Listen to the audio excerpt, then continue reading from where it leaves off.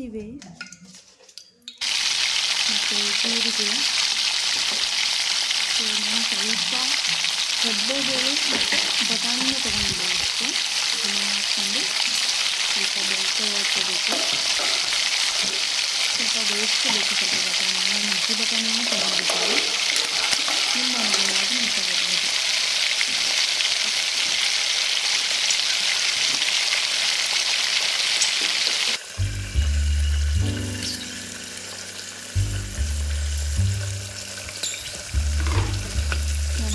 ಸ್ವಲ್ಪ ಕರಿಬೇವು, ಈರುಳ್ಳಿ ಹಾಕಿ ಮಿಕ್ಸ್ ಮಾಡ್ಕೋಬೇಕು.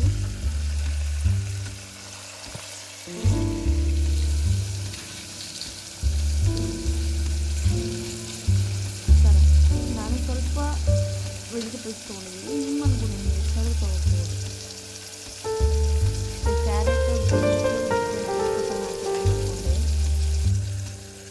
ನಂತರ ರುಚಿಗೆ ತಕ್ಕಷ್ಟು ಉಪ್ಪು, ಅರಿಶಿಣ,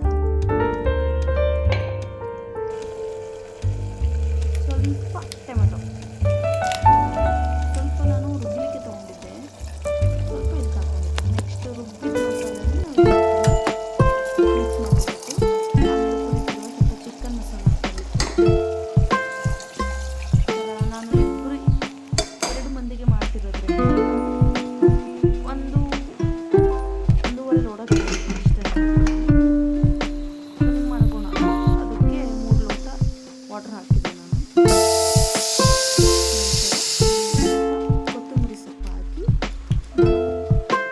ಜಸ್ಟ್ ನೋಡಿ ಮಾಡ್ಕೊಳ್ಳಿ, ತಿನ್ಕೊಳ್ಳಿ. ಚಾನಲ್ ಸಬ್ಸ್ಕ್ರೈಬ್ ಮಾಡಿ, ಲೈಕ್ ಮಾಡಿ, ಶೇರ್ ಮಾಡಿ, ಕಮೆಂಟ್ ಮಾಡಿ.